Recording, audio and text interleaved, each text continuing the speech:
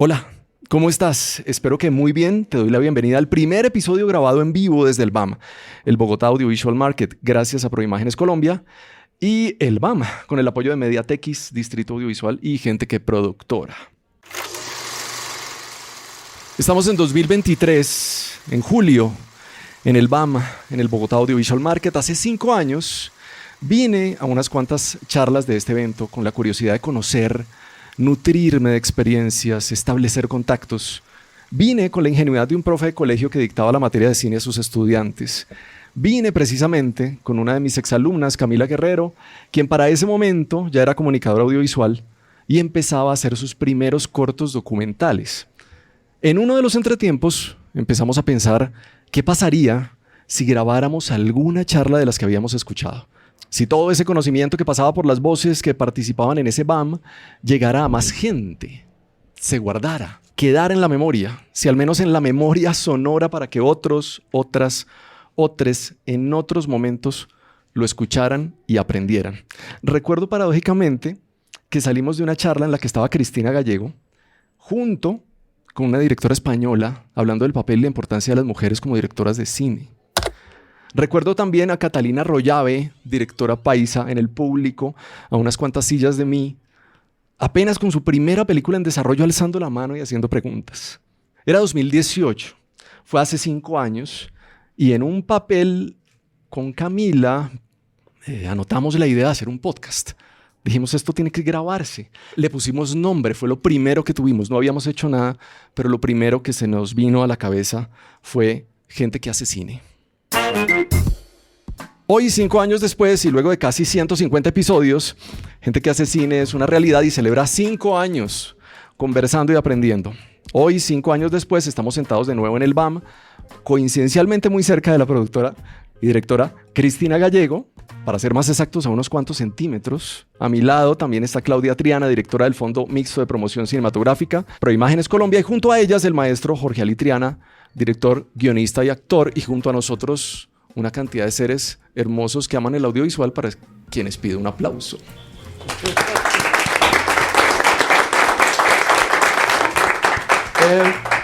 Es absolutamente pretencioso decir que el tema del que vamos a conversar hoy se relacione con Gente que hace cine, con este podcast, pero me voy a atrever, voy a aventurar, voy a decir que hace 20 años se gestó una ley gracias a la cual muchísimas cosas han sido posibles, incluso este podcast.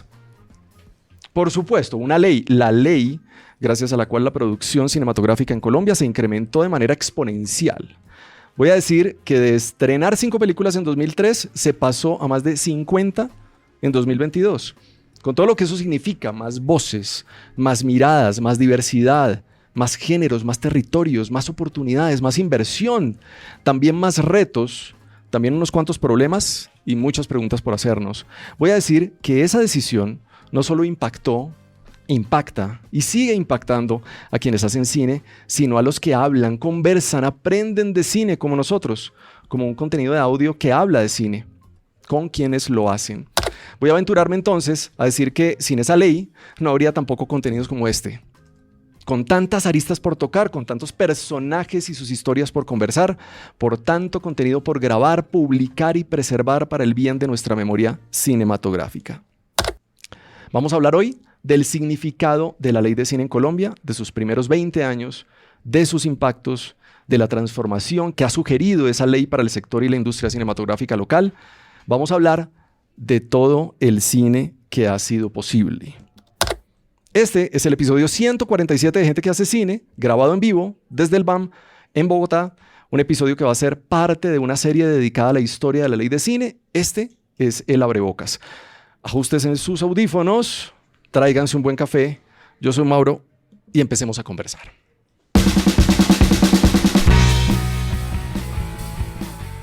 Bueno, muy bien. Muchas gracias por estar acá.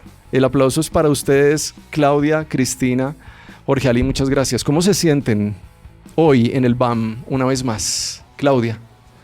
Pues me siento muy contenta porque es el primer día. Veo un montón de gente alrededor de todas partes de Colombia, incluso del exterior, que están viniendo con sus producciones al país. Entonces, pues muy contenta porque se está cumpliendo lo que quiere el Bogotá Audiovisual Market, y es que nos reunamos, que hagamos trabajo juntos, que pensemos en este país y en nuestras historias y que las hagamos posibles. Claro que sí. Cristina, ¿cómo te sientes? Pues contenta, siempre el BAM es un espacio lindo de encuentro, ¿no? No solamente entre los que hacen, los que estamos haciendo, no solo cine, o sea, de todo tipo de audiovisual, y todo justamente lo que lo toca, lo colateral, las academias, las agremiaciones, creo que todo el sector está reunido acá, y bueno, varios invitados y amigos de afuera que vienen. Entonces es un espacio súper rico, súper importante. Un lugar de encuentro. Un lugar de encuentro. Jorge sí. Ali, ¿cómo te sientes? Bueno, pues es muy estimulante. Yo que soy el mayor de todos ustedes aquí en esta reunión, ver tanta juventud y tanta gente de los diferentes territorios del país interesados en la industria, participando del BAM, curiosos por enterarse de las historias y del presente del cine colombiano, cuestión que no existía en mi época. ¿Cómo me siento? Muy agradecido por esta invitación y también como un poco evocando las memorias. Claro que ¿no? sí. Que ahora que hablan de la ley del cine, cómo era antes, cómo fue después, pues eso suscita inmediatamente y provoca los recuerdos. Totalmente.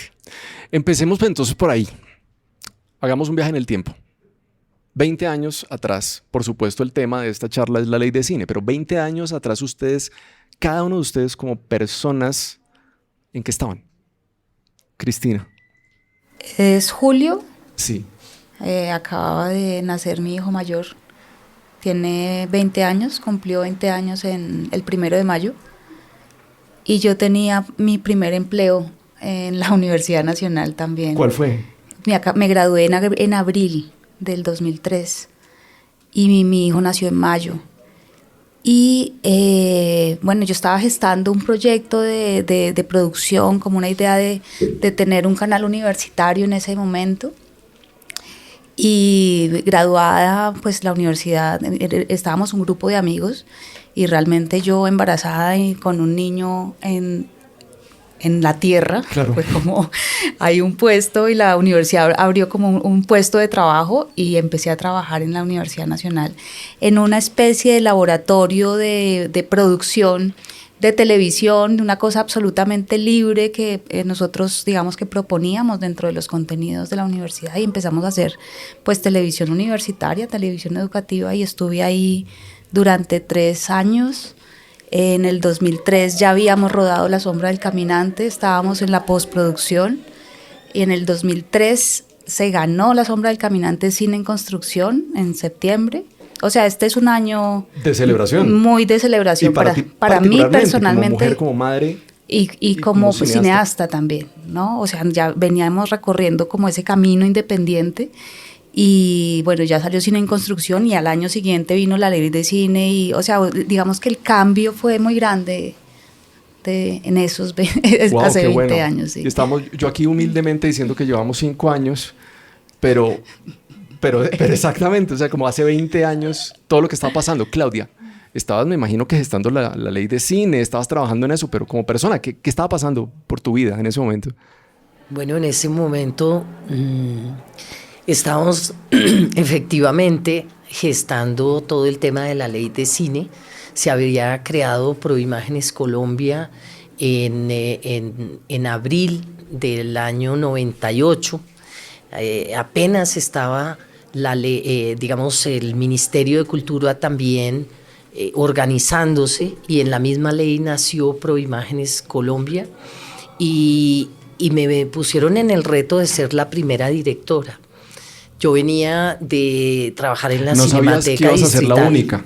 Hasta ahora. No. Hasta ahora. Mis hermanos me toman el pelo y me dicen única porque soy la única mujer de mi familia. Pero he resultado ser la única, también directora de Proimágenes Colombia durante todo este tiempo. ¿Y qué nos pasaba hace 20 años? Que estábamos desde que se creó el fondo, que era un fondo sin fondos realmente, pues luchamos para sobrevivir haciendo toda clase de gestiones y vinculando a todas las entidades culturales y a la gente del sector para hacer esas mesas de trabajo que ha sido Proimágenes, que no es gente que hace cine, sino gente que hace posible que los otros hagan cine. Y en esa mesa de concertación, entre todos se fue gestando el texto que fue la ley de cine, la que llamamos cariñosamente así. Ya había la ley de cultura y la ley de cine, lo que es un complemento con unas herramientas financieras que no estaban en la ley de cine porque las cortaron en el Congreso en el último momento, porque cualquier cosa que tenga que ver con recursos del Estado o con cuestiones tributarias tiene que estar avalado por el ministro de Hacienda. Y ese proceso no se había surtido con la ley de cultura.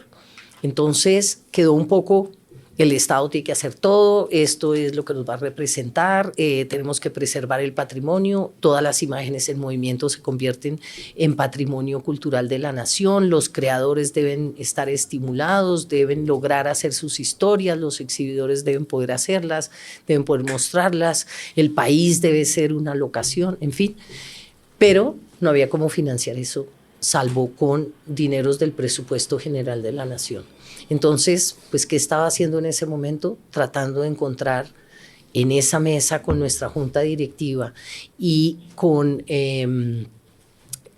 también con alguien como Gonzalo Castellanos, que me parece que vale la pena llamar la atención sobre esta persona que llegó, que conocía muy bien el Ministerio de Hacienda, que además había tenido experiencia ya con el Ministerio de Cultura como asesor, a empezar a entretejer cómo hacíamos para que una cadena de valor como es el cine, que no es que los productores no tengan que comunicarse con los exhibidores o con los distribuidores o con las academias, que son las que están sacando este capital humano, cómo la cadena de valor no sufría porque entre todos teníamos que sacarla adelante.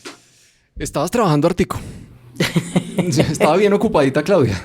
Jorge Ali, ¿en qué andabas hace 20 años? Pregúntense en este momento acá al público qué estaban haciendo hace 20 años. Reflexionemos un poquito con qué estábamos haciendo 20 años. Bueno, voy a tener que ir un poquito más atrás, bueno, por ser más viejo. Dale, sin problema. Porque hace 20 años yo ya había hecho como 3 películas.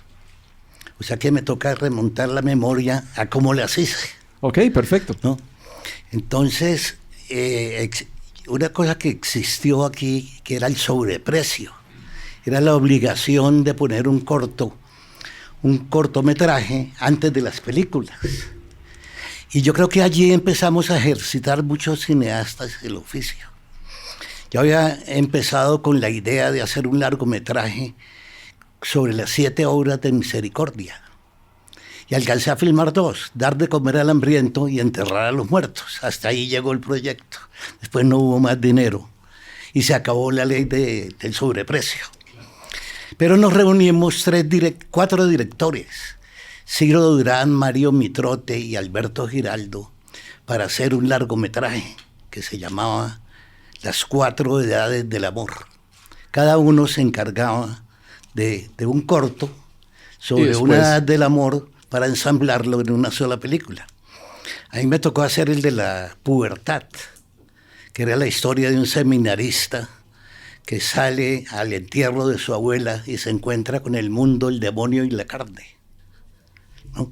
Esa era la historia que él lo protagonizó precisamente mi hijo Rodrigo, que hoy en día es director. Claro. ¿No? Él tenía en aquel entonces 12 o 13 años. Es el seminarista que sale del seminario y se encuentra con la tentación de la carne. Por supuesto, esas películas eran pagadas por el bolsillo de uno. Allí no había ningún tipo de estímulo, ni del Ministerio de Cultura, ni existía la ley de cine, ni de nada. Ese largometraje fue así. Posteriormente hice para la televisión una versión de Tiempo de Morir. Fue cuando la vio García Márquez. Y le gustó y me dijo, ¿y por qué no hiciste esto en cine? Porque esto era video análogo, de pésima, mandamos a hacer una prueba a Los Ángeles de traducir el material de video a fílmico. A fílmico. Y por supuesto era un desastre. Entonces le dije, pues sacamos la película. Y ahí nació la idea de hacer la película. Allí ya existía Focine en aquel entonces. Y Focine fue quien entregó la mayoría de los recursos, porque dijeron, tienen que buscar una coproducción. Una coproducción que era en el orden de como del 30%, que lo buscamos en Cuba, con el ICAI. Y hicimos la coproducción de la película, eso fue en el año 85, tal vez. 85, sí. Sí, 85. Y esa fue la... Después, antes de la ley de cine, había una vez recibido una llamada de García Márquez. Yo le estaba leyendo a mi hija Verónica un monólogo de Antígona, y entonces que lo llaman por teléfono. Yo dije, ya voy, espere, y terminé de leer el monólogo, pasé. Y entonces dice, ¿estás leyendo Antígona, no? Le dije, sí, se lo estoy leyendo a mi hija. Dijo, te llamo para lo mismo. Acabo de escribir 10 unidades, llevo encerrado 10 días, escribí una por día sobre Edipo. Es un proyecto que yo tengo desde muy joven, desde que estudiaba en Cinecittà en Italia, y quiero que la dirijas. Esa fue una película, Edipo Alcalde. Edipo Alcalde, que se hizo con financiación de la productora Amaranta, que era una productora que él tenía con Jorge Sánchez en México, con la televisión española, con otro productor mexicano. Aquí en Colombia la produjo el Grupo Colombia, que era una compañía que yo tenía con Fanny y Mickey, y con un cirujano plástico que era el que producía dinero operando damiselas, ¿no? Entonces le decíamos, nos faltan tantas tetas para completar el presupuesto. ¿No? Y con ellos, ahí no hubo ninguna intervención ni de Focine, ni de Buscando la plata. Buscando la plata con el sombrero uno puesto, como he hecho toda la vida, para hacer teatro, para hacer cine. Solamente en la televisión es donde ha habido recursos, donde uno no tiene que buscar el dinero. Eso es previo a la ley de cine. No, y está buenísimo todo este recorrido que acabas de hacer, porque pongámonos a pensar es un poquito en eso, en cómo se hacía el cine antes de la ley de cine. Por supuesto. No, por eso quise como tomar el tema. Entonces, esto era poniendo la plata del bolsillo de uno, que nunca recuperó, por supuesto, ¿no? O sea que el cine me ha costado mucho dinero. Wow. Cristina, para ese momento, para 2003, ¿se escuchaba de la ley de cine? ¿Tú como estudiante sabías que se estaba gestando este tema? ¿O cuándo es la primera vez que tú escuchas, hey, hay una ley de cine, hay un fondo? Perdón, pienso que fue más adelante, creo que en el 2004 fue que se promulgó. Antes habían unos premios del Ministerio de Cultura. Me acuerdo que estaba el Rollo Continúa, que era como un premio de postproducción en esa época, tal vez en el 2003. Habían como premios para hacer películas, pero que hubiera fondo, yo no sé si fue el 2004 o el 2005. O sea, yo sé que nosotros empezamos, digamos que ya a participar de las cosas del fondo más adelante, cuando en el 2005 se estrenó La Sombra y empezamos a desarrollar las cosas para los viajes del viento. Ahí ya había fondo en el año 2005 tal vez. Y también me acuerdo de que empezamos a tocar y a ver las puertas hacia afuera de los mercados internacionales y de los encuentros, y empezábamos siempre a tener forcejeo con Claudia, porque no existían estímulos. Los estímulos automáticos que hay para los encuentros en los festivales y de participar en todas esas cosas no existían, y nosotros eran como, estamos invitados a tal lugar y no podemos ir porque no hay estímulos. Entonces nos tocaba cada año, era este año invitaron a tal lado, y bueno, y los incluían para el año siguiente, pero todo esto fue muy chistoso, porque eso hizo que, por ejemplo, invitaran a Ciro, y nos quedábamos, Ciro, Diana y yo, todos juntos en la misma cama, en el mismo viaje, en el mismo cuarto, o sea, como repartiendo los viáticos para todos, o bueno. para poder hacer como toda la consecución de recursos de los viajes del viento. Pero yo creo que uno de los cambios más significativos, reflexionando en estos días, escuchando a Felipe Aljure, ahora que escucho a Jorge Alí, también la semana pasada estuve con Jairo Pinilla, ¿no? Como haciendo memoria de todo esto. Creo que algo que ha sido increíble de la ley de cine es que pues uno escucha las historias de esto, ¿no? O sea, del dinero propio que se invertía para hacer las películas, de las casas que se vendían o se hipotecaban.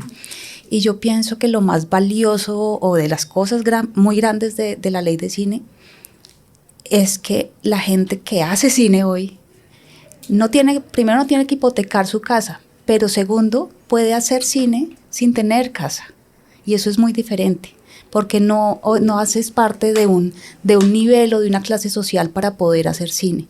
Yo cuando empecé también, digamos que la primera sombrilla a la que me acerqué fue la de Jaime Osorio, que era pues digamos que el productor, ¿no? Muy respetable debajo de la sombrilla de la que muchos nos juntábamos, Federico Durán, Rubén Mendoza, Ciro, bueno, Diana Camargo, María Neila, Richard Córdoba, bueno, una cantidad de gente. Y me acuerdo que él fue mi tutor de tesis y fue asesor y bueno, yo siempre como con las ganas de aprender y una vez me dijo, mire, lo único que le tengo que decir es que no meta su plata nunca en una película. Y a mí, digamos que eso, nunca le pregunté por qué, pero también pienso que el ejercicio con los fondos, con los socios, con los coproductores, con las inversiones, hace que como cineastas que haya un deber, una responsabilidad, alguien a quien darle cuentas, ¿no? Creo que eso es muy importante porque o por lo menos para mí ha sido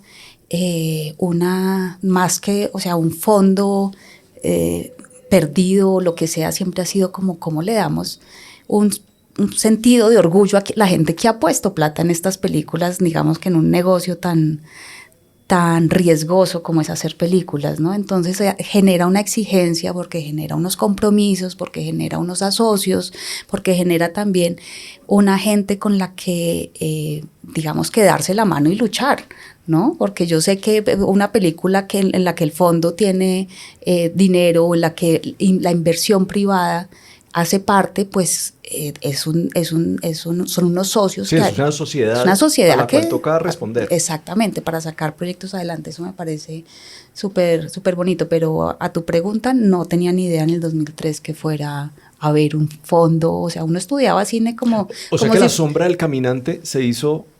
No, esa película se hizo sin ningún fondo. Esa película se hizo como si se fuera a hacer un cortometraje en la universidad. De hecho, los equipos y toda la infraestructura fue de la universidad. Nosotros grabamos la música en la universidad. Pues trabajamos con mucha gente de la escuela de cine y de la programadora de televisión de la universidad que nos prestó equipos. Se editó en la casa de un amigo, pero bueno, se hicieron muchos procesos. El proceso de, por ejemplo, la creación sonora, la creación sonora base la hizo Roberto García, que era un profesor de diseño sonoro y de música electroacústica del conservatorio. O sea, fue todo un proceso estudiantil y bueno, Ciro había perdido su calidad de estudiante y yo pedía los equipos para mi tesis, como para unas cosas así. Entonces, pero era para la película. Era para la película, pero pues allá sabían que era para la película. Bueno, qué bueno estos secreticos. Sí.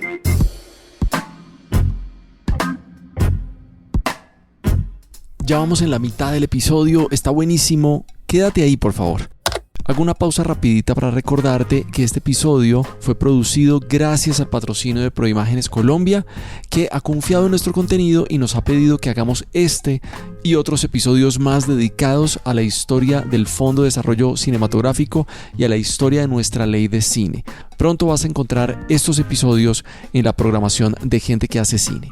Y una última cosita, y es que el sonido de esta grabación es gracias a nuestros amigos de Mediatekis, quienes nos dieron unos micrófonos maravillosos para capturar esta conversación. Si quieres conocer más de ellos, te dejo su información en las notas del episodio. Sigamos conversando en el BAM con Cristina, Claudia y Jorge Alí. ¿Y te acuerdas de una Cristina yendo allá en esos primeros años de ley de cine, de estos primeros como cineastas de esta, algunos le llaman como nuevo cine colombiano que arranca precisamente con la ley de cine? ¿Cómo empiezas a ver a estos primeros cineastas que empiezan a decir, oiga, ya nos dimos que hay una cuenta de una ley de cine, empecemos a aprovecharla y aprendamos juntos? Porque lo que veo es que ha ido siendo también como una construcción colectiva, ¿no? Sí, en ese momento la Universidad Nacional era la única escuela de cine y televisión que había en el país. Me acuerdo que al frente estaba Carlos Álvarez, estaba también la hermana de Pepe Sánchez, que se llamaba, ¿tú me recuerdas? Bueno, no recuerdo en ese pero estaba al frente de la universidad, y ahora hay por lo menos 67 organizaciones educativas diferentes en diferentes también partes del país que están sacando estudiantes que tienen esa vocación del audiovisual. Entonces hay como todo un semillero que hay allí. Y recuerdo muy bien en el año 2005, porque la ley es del 3 de julio de 2003. Pero acuérdense que todas las leyes en el gobierno nacional siempre dejan algunas cosas y se reglamentará, ¿no?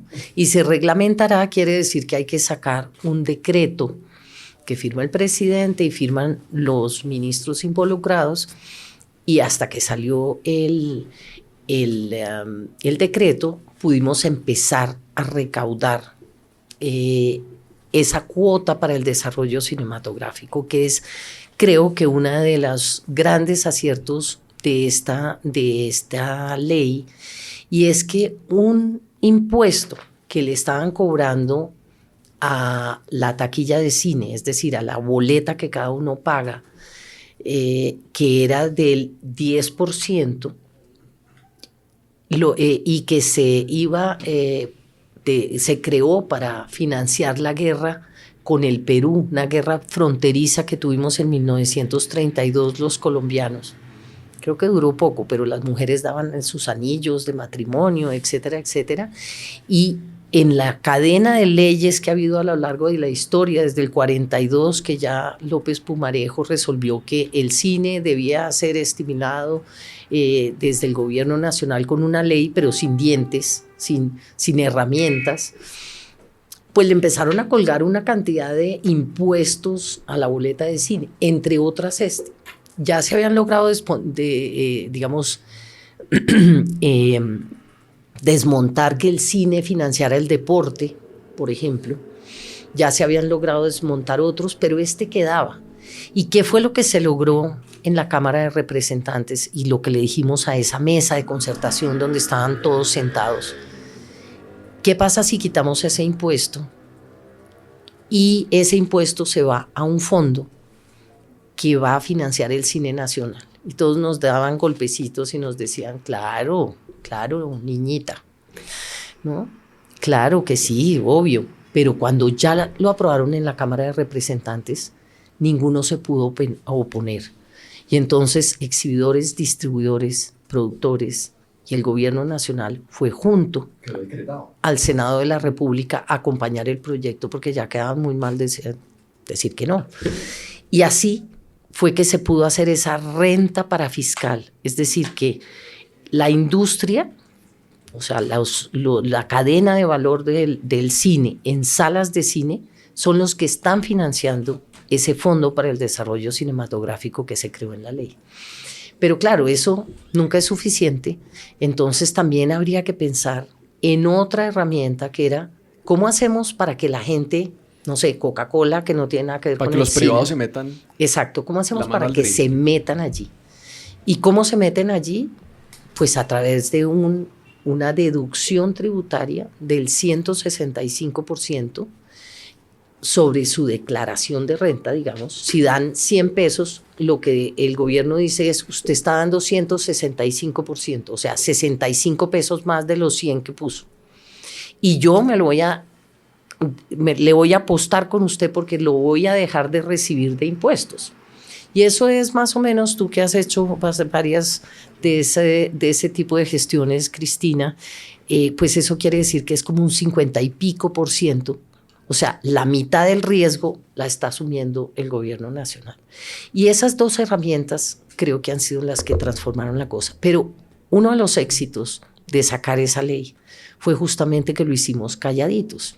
Porque claro, ese impuesto iba para alguien. Ese impuesto lo recaudaba la beneficencia de Cundinamarca.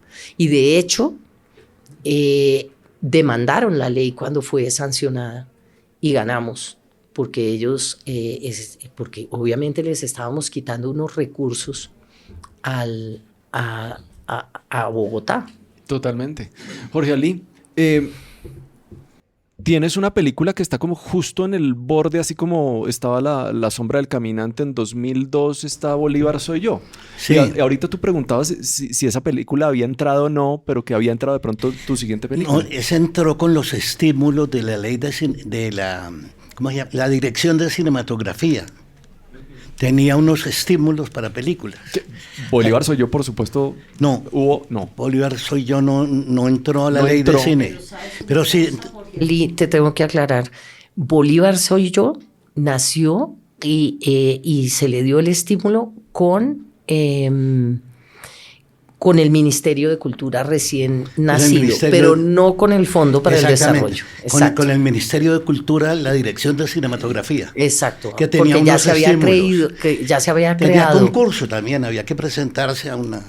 Era cuando estaba Sí. Felipe Aljure, justamente. Sí, yo creo que la primera vez que tuve la ley de cine fue para Esto huele mal, que ya es en el 2008, ¿no? El 2008. Pero cabe anotar una cosa ahora, detonando la memoria, que esta lucha viene desde los años 70 para la ley de cine. Yo recuerdo que tuvimos una cooperativa que se llamaba Copelco. ¿Has oído ese nombre? No. Sí. Copelco era ¿Y qué una era Copelco? cooperativa donde estábamos los productores y directores, porque aquí en este país tiene que ser uno director, productor, actor, de todo, para poder hacer una película. Entonces, existía esa... ¿Tú no conoces eso? Sí, señor. ¿Recuerdas que Yo ya llegué cuando Copelco, que era esta asociación que tú hacías, yo estaba en la Cinemateca, que fue cuando además te conocí mejor, cuando me dejaste ver Tiempo de Morir, versión televisión. Y Copelco, además con todo lo de los cortos de sobreprecio, trató de hacer justamente que fueran como una distribuidora de cortos, o sea, que se asocia, todos sus socios hicieran cortos y no se dejaran de los distribuidores que estaban empezando a hacer sus propios cortos, y entonces dejaban por fuera la idea inicial del sobreprecio, que era justamente que los creadores, si hacían un corto, si hacían 2 cortos, si hacían 5 cortos, lograran hacer un largometraje. ahora comenzaron a comprarlos a precio fijo? Exacto, ¿No? entonces ahí fue cuando se empezó a dañar todo el negocio. Al productor, sino yo le doy 100.000 pesos por el corto. ¿Ah?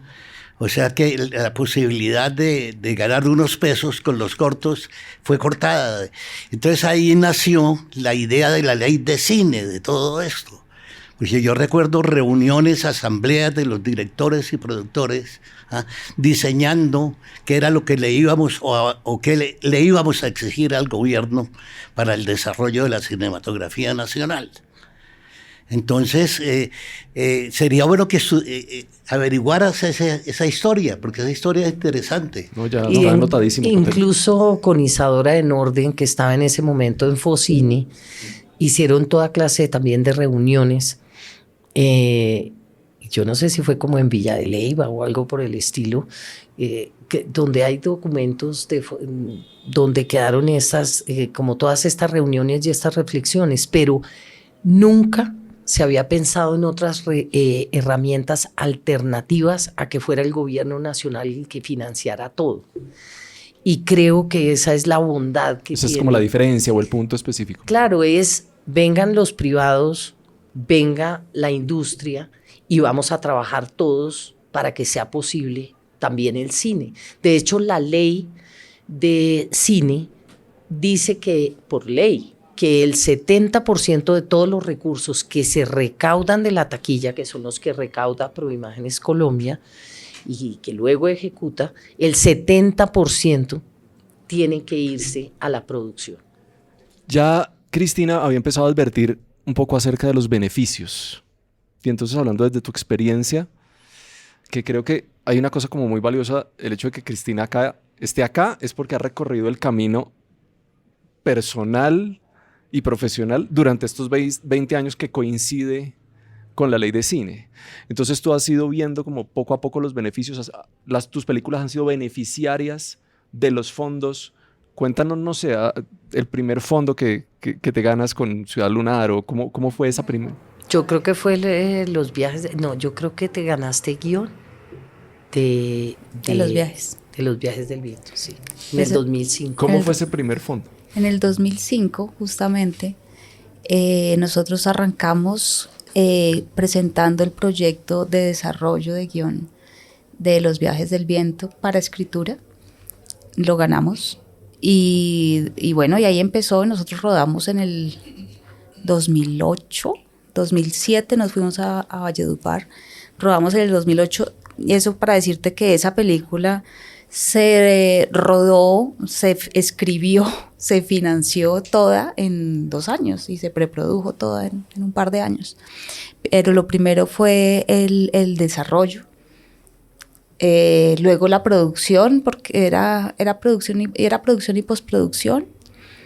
Y empezáramos a ver también como los huecos que empezaba a tener el fondo, ¿no? Entonces estaban estos huecos de la participación en mercados y en encuentros. Entonces digamos que empezamos a generar también un diálogo de hey, esto está faltando. Nosotros también nos reuníamos en una asociación que se llamaba El Triciclo y siempre nos juntábamos y nos reuníamos también directores y productores ahí y hacíamos propuestas sobre las convocatorias que venían, sobre lo que estaba faltando, sobre lo que estábamos viendo en el ejercicio.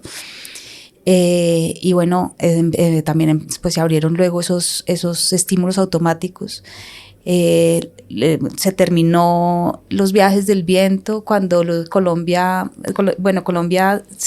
tampoco había academia de cine, ¿no? Entonces Colombia primero mandó La Sombra del Caminante como su película, la película que iba a representar a Colombia en los Oscar. Ahora ¿cómo era? Si no estaba la academia. ¿Sería la dirección de cine? Era el Consejo Nacional de Cine, el Consejo Nacional de las Artes y la Cultura en Cinematografía. En el Sistema Nacional de Cultura que crea el Ministerio de Cultura, hay varios fondos, consejos de las diferentes artes, pero el único que tiene fondo propio o que ha tenido fondo propio ha sido el cine. Por eso ayer Catalina Valencia también decía, es como la admiración de otras, de la danza o de la pintura o de la literatura, etcétera, que no tienen un fondo propio de apoyo para los creadores. Entonces, el Consejo Nacional de Cine es también un órgano.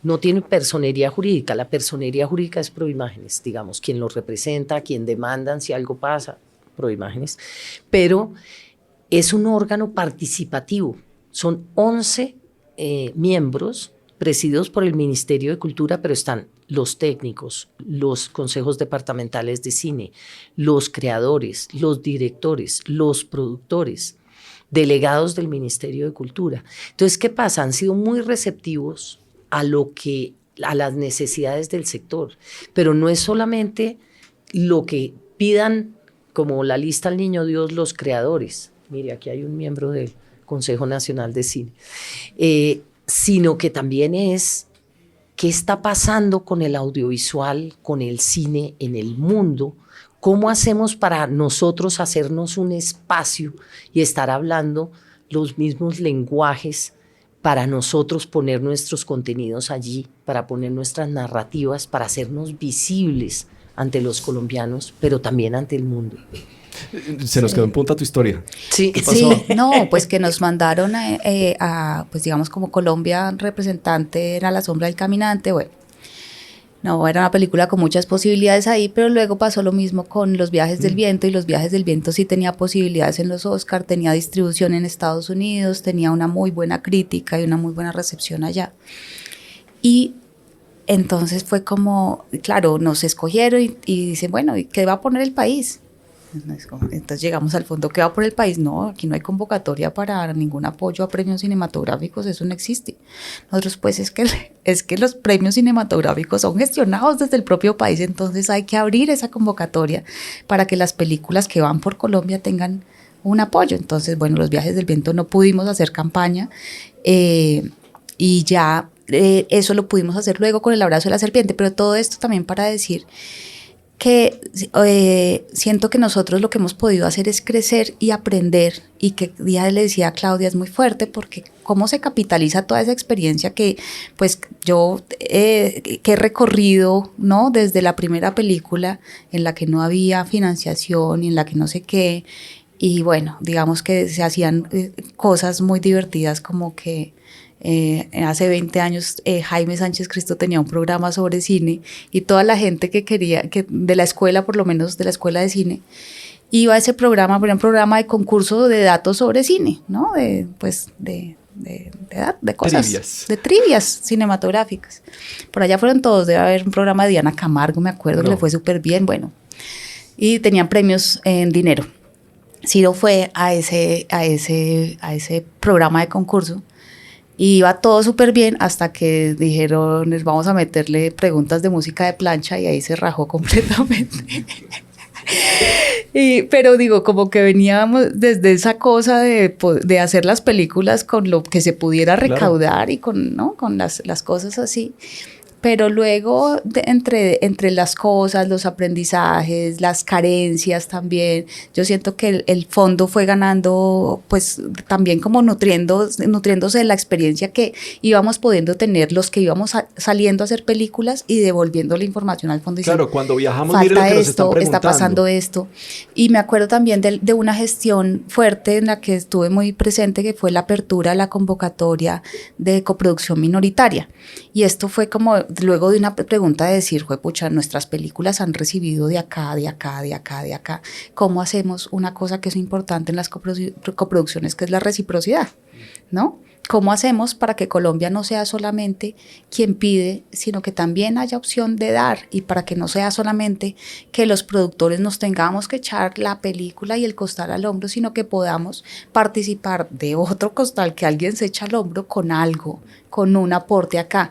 Porque además lo que empezamos a ver que era súper tremendamente nutritivo en las coproducciones era el intercambio humano. No es solamente un intercambio económico, sino el intercambio humano, para que para que la cinematografía se exija más, para que llegue a otros estándares, para que tenga otros lectores, para que tenga otras miradas, para que tenga otros mercados. Entonces me acuerdo que esa fue también como una buena pedaleada con el fondo, y bueno, o sea, creo que todas las, pues digamos, todo lo que ha venido después, o sea, con Pájaros, con Los Reyes, ha sido como ir recogiendo experiencia sembrada que fue posible, pues no solamente desde la fuerza inicial, sino desde toda esa constancia de seguir, no sé, como yo siempre he dicho, hemos capitalizado pérdidas, ¿no? Entonces las pérdidas son aprendizajes, ¿no? Entonces, pues nada, eso ha sido como el proceso de crecimiento y de aprendizaje ahí de la mano de las herramientas, de la ley de cine. Ahora también sigo siendo crítica en lo que falta, en qué estamos hoy y qué es lo que necesitamos hoy. Hacia allá quiero que cerremos, porque nos quedan lamentablemente 2-3 minutos. Esto me pasó a toda. Y es, así como los puse a viajar en el tiempo, regresemos acá al presente, y si ustedes tuvieran la posibilidad de hacer esos ajustes de tuerca en este momento, yo digo que, claro, ahorita una de las grandes preguntas que hay es la conexión entre los creadores y el público, el tema de las audiencias, la pospandemia, cómo hacer para que nos vean, cómo hacemos para el tema de las salas, que se disminuyó, y no solamente en los cines locales, sino a nivel mundial, el tema de las salas ha decrecido, el cine parece volverse solamente un espectáculo. ¿Dónde está el cine para conocernos, para intercambiar, para seguir aprendiendo? Hay una cantidad de retos. Si ustedes en este momento, cada uno de ustedes, regáleme un par de ideas que ustedes dicen, mire, tengo la posibilidad, tengo el poder, soñemos. Me van a decir, listo, Claudia, lo que usted me diga lo pongo en el ajuste de tuercas de la ley. ¿Qué pondrías? Jorge Ali y Cristina. Hay una preocupación grande, es la poca asistencia del público a las películas colombianas. Tenemos que mirar qué es lo que pasa. Yo creo que no se trata de hacer un cine, pues hay muy buenas excepciones, hay muy pequeñas, por supuesto. El problema es cómo podemos llegarle al público con un cine interesante, un cine que nos convoque a la reflexión, al goce estético, al placer de ver buenas historias, con buenos actores, con buena realización. Esa es la gran preocupación que yo tengo por ahora con el cine nacional. Se quedan las películas que las ven 2.000 personas, 3.000 personas. Y de esa manera no vamos a crecer. Claudia. Estaba pensando que si cierro los ojos y pienso en el futuro, pues de nuevo hay sueños. Y no creo que tanto sea ajustar las leyes que hay.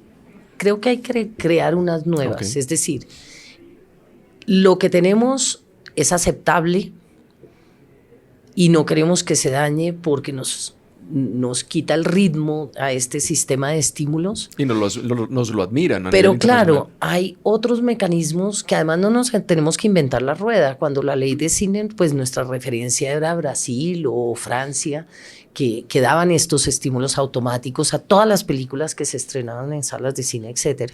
Pero lo que quiero decir es que yo sí pienso que hay que hacer algo para lograr ese desbalance con las posibilidades de acceso de nuestras películas, de nuestros audiovisuales en todo el territorio nacional.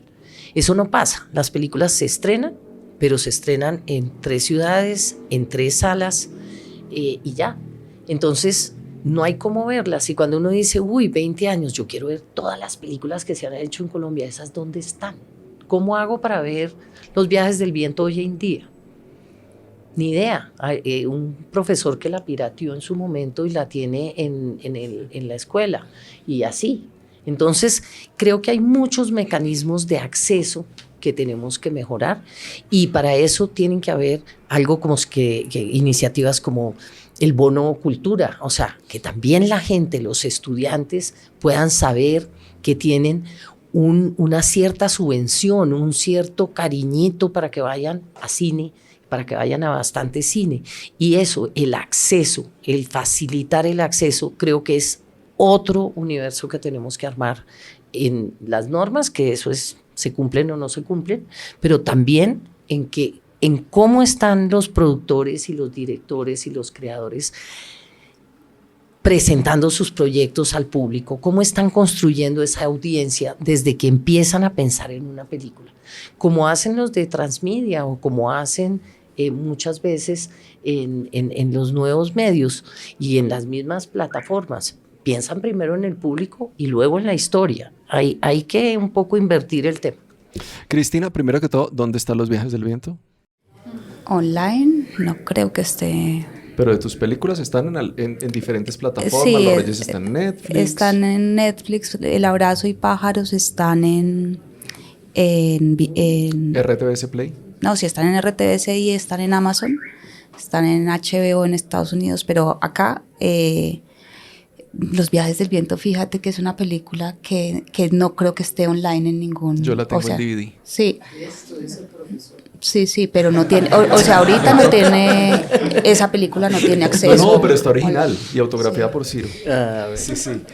Pero para verla tú. Tu ajuste de tuercas. Mi ajuste de tuercas, o sea, yo lo primero que veo y que he visto hace mucho rato es que a las plataformas deben pagarle al fondo.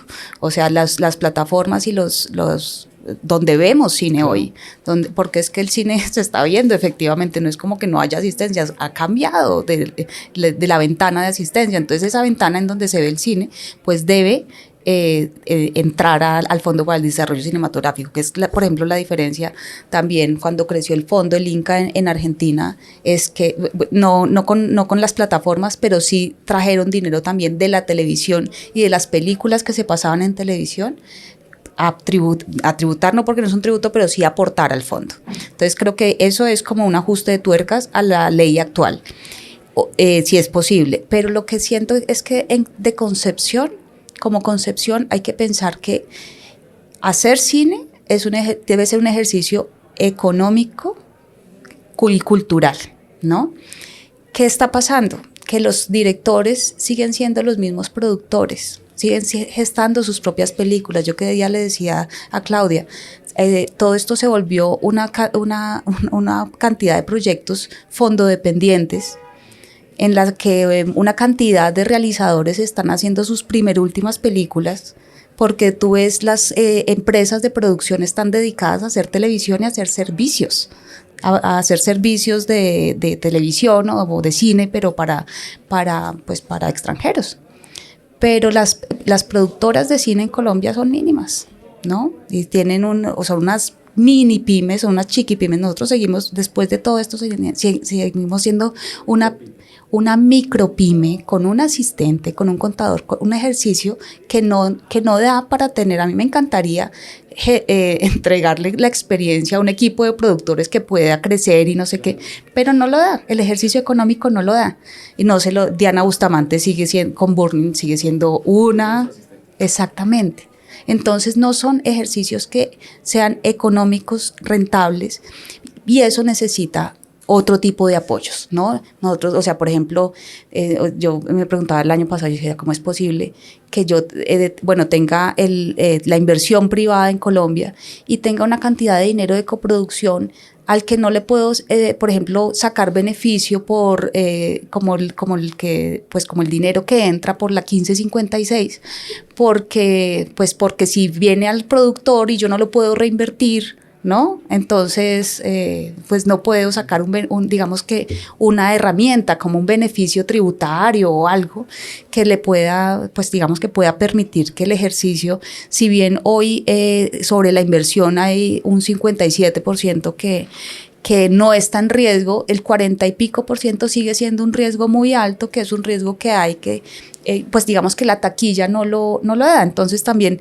creo que al hacer un ejercicio económico, los productores no solamente tenemos que estar pensando en producir películas, porque es que el ejercicio de ser productor no es solamente producir películas, sino hacer que esas películas se vean, porque es que las películas se completan en la mente del espectador.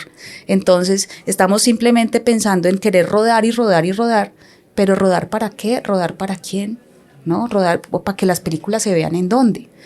Entonces es un ejercicio de ampliar la mirada desde la producción, de la producción, que es el 70% del foco del fondo, pero es que la producción va más allá de entregar una película. Ampliemos la mirada, es la invitación con la que cerramos. Muchas gracias, Claudia, Jorge Ali y Cristina, por esta conversación. Creo que se me quedaron 78 preguntas que tenía por acá. El tiempo se nos pasó. Muchas gracias a la asistencia. Pero bueno, hicimos un viaje en el tiempo. Recordamos unas cuantas anécdotas que son importantes que queden grabadas, que la gente las escuche y que las preguntas que nos estamos haciendo acá, pues nos hagan seguir conversando sobre cine y aprendiendo sobre cine. Muchas gracias por haber estado en este primer episodio de Gente que hace cine en el BAM. Muchas gracias.